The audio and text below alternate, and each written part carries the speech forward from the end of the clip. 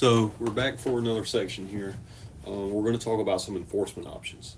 Your FTO should have probably given you some basic knowledge by now. He's probably talked with you about your authority to arrest and the reasons that you can make an arrest on people and the statutes and powers that the government gives us to make arrests and seize persons. However, arrests are not the only enforcement option that we have when it comes to criminal offenses. So we have a wide range of what we can use to gain compliance or to um, or to take enforcement action against someone. So we're going to talk about some differences between warnings, both verbal and written. We're going to talk about citations, summons, and arrests. Now, if you'll remember, the core tenets of our program here is that we want you to have a good perspective. We want you to have the skills necessary to perform the job. Most importantly, we want you to understand the right thing versus what the law says you must do. And sometimes those two things can conflict a little. Sometimes doing the right thing may go a little against the grain of the law, and vice versa. Sometimes the law may go against the grain of doing the right thing. So again, just to hit those core tenets that we want you to remember, have good perspective, have good attributes that are good for law enforcement.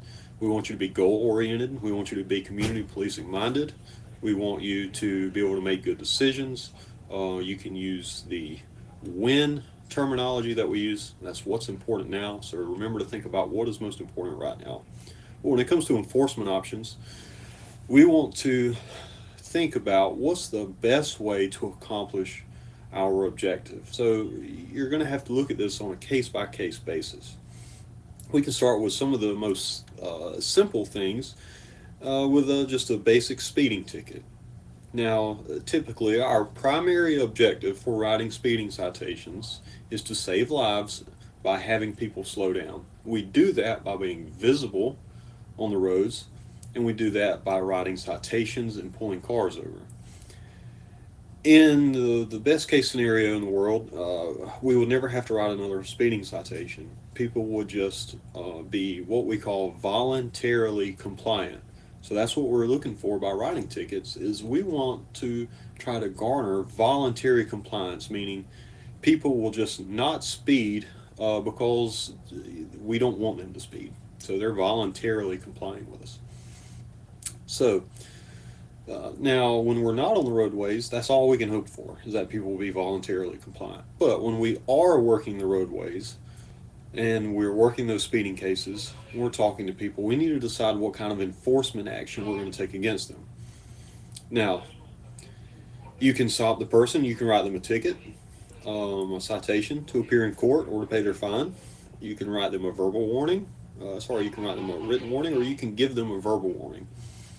The overall goal when you're deciding which of these to do is which do you think is going to accomplish your objective the best. If your only objective is to gain voluntary compliance, so we're hoping that after we come in contact with this person, that person is never going to speed ever again in their life. Sometimes people need citations. They need a little bit of punishment, maybe to lose a little bit of money or a little bit of their time, and they'll kind of learn, okay, I don't need to do this again. But in some cases, you can just talk to people and just tell them, hey, I need you to slow down, okay? There are families out here dying on the roadways. There are people out here being killed on the roadways because speed kills. And remind them they've got a family that, they need to go home and take care of, or they've got people depending on them, and remind them that there's other people out there that are just minding their own business, doing what they need to do. We don't want any of them to get injured because they're speeding. You could have that good lecture with them, have them understand it. As long as you think they're going to understand what you're saying and hopefully not speed again, it may be okay to give them a written warning or a verbal warning.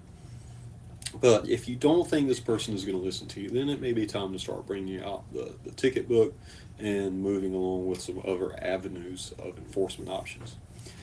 And this can play down to a variety of things.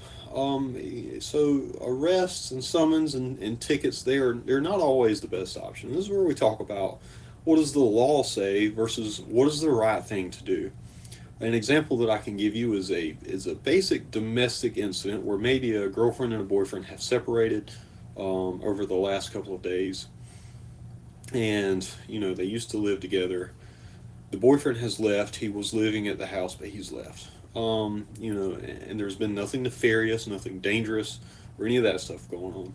So the boyfriend realizes he leaves maybe a toothbrush and a pair of shoes, so he needs to go get those. Those are important items. He still has a key to the home because he was just living there, and he goes and gets them, even though his girlfriend said, "Hey, don't come back here." So he goes in the home, he gets just his toothbrush, and he gets his pairs of shoes, and then his girlfriend or ex-girlfriend catches him and calls us, and we're there to deal with him. So in some cases, maybe we could, depending on the circumstances, write him a summons for criminal trespass or some other crime. We're just going to say some other crime has existed here. So you need to think about what is the right thing for you to do. The law says that you could charge them, but is that going to be best for both parties? You have to remember that, especially when it comes to arrests, an arrest can spiral a person to go down and not have a good recovery. They can lose their job, they can lose money, it can affect relationships, it can affect their personal well-being and their mental health. So when it comes to these cases, you need to think, was this person really nefarious in what they were doing? Was he trying to be evil in going and getting his toothbrush and his pair of shoes? So think about that. And this is a very easy scenario, but things can be more complicated. So you need to think about what's important now. Well, in this case, it's probably just important that we need to have the parties separated, first off. And then moving on from that, and so we know we're going to accomplish that objective. The boyfriend has already said he will leave. But you need to still work the legal law enforcement aspect of this and think about, am I going to charge this person or am I just going to tell them they need to leave?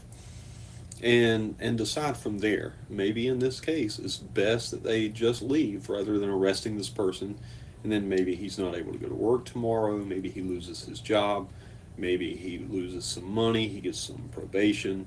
These things can spiral that person, and it's clear through many years of research that just some simple acts like this, especially if they're already at a bad point in their lives, can drive them towards drug use, towards alcohol abuse, and a variety of other things that can really spiral them out of control just from a simple arrest that didn't need to happen. So use your discretion. Most of all, that's what we want you to understand is your discretion.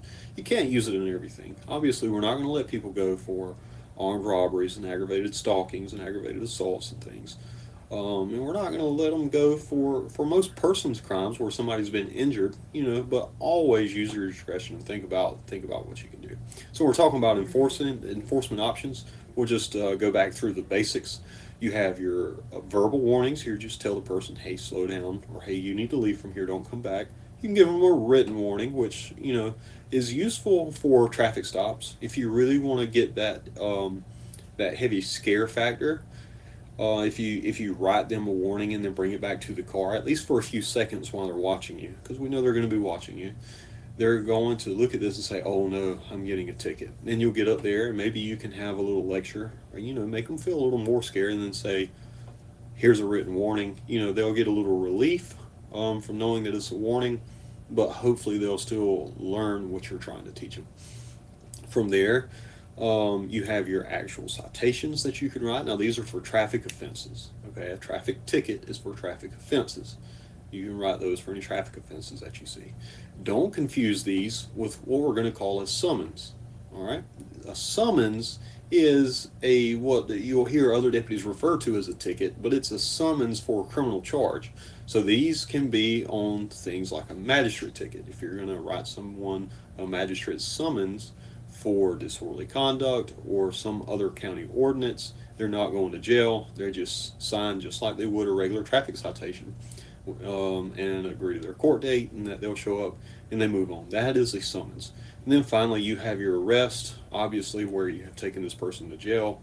and they're being booked in on whatever criminal offense that you've charged them with.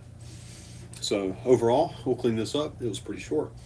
Just remember your different enforcement options, but most of all, remember your discretion. Okay, remember to try to do the right thing versus just going strictly off of what the law says. Now, sometimes as law enforcement officers, we have to do what the law says, and that's okay. That's our job.